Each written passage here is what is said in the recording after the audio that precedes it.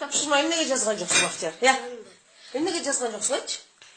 Байлангандан кийин мен тиги русский азыгымды жазып отуп унутуп калыптырмын.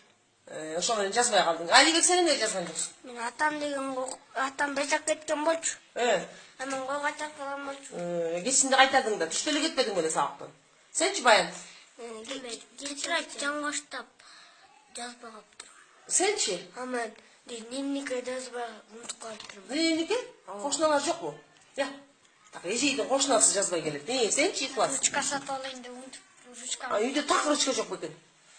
Я, Эрмек сен эмне жазбай келдиң? Мен көчөчү эме момалар жетишпей, атамдар бир жак кеткен.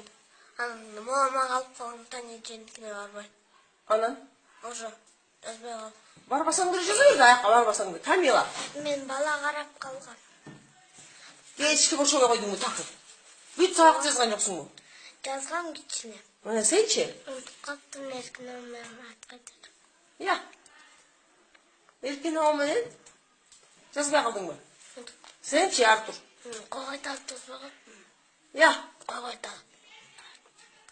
Сабактан бара эле кой кайтардыңарбы? Сразу эле.